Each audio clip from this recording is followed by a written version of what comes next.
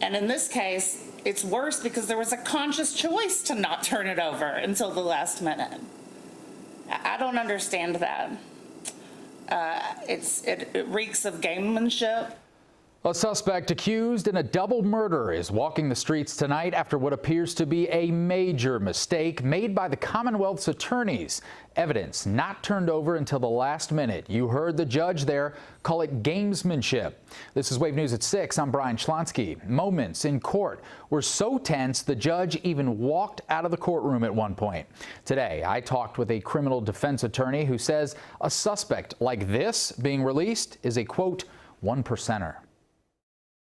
April 2022, bullet holes, police lights, and crime tape outside Hoops Grill and Sports Bar on Strawberry Lane. It was a gruesome double murder, 2 people shot to death in the parking lot. A year later, David Morales is arrested. He'd spend the next 2 years sitting in jail.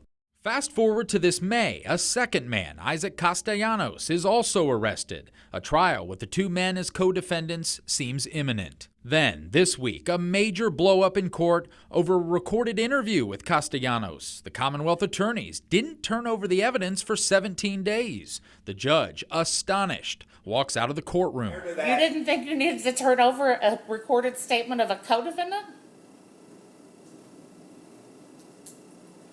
Prior to the trial? Yeah, prior to the trial. Prior to the trial, David Morales, no. You did not think the Commonwealth had a duty to turn over a recorded statement of a co-defendant? No.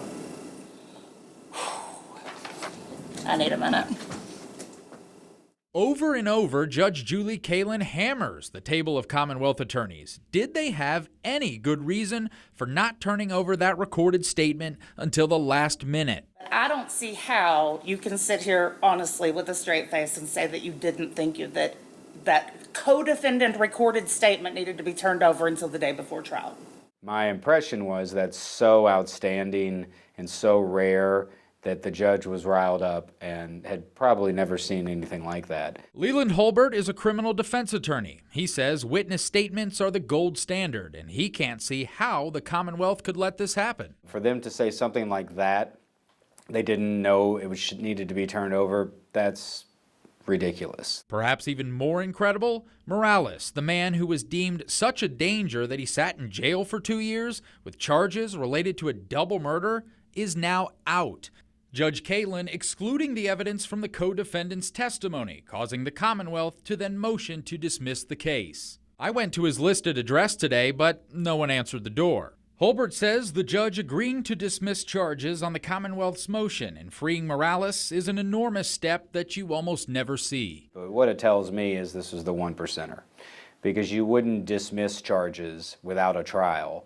Morales could still go on trial eventually, with a hearing scheduled this July to determine if the charges will be dismissed with or without prejudice. We'll keep you posted.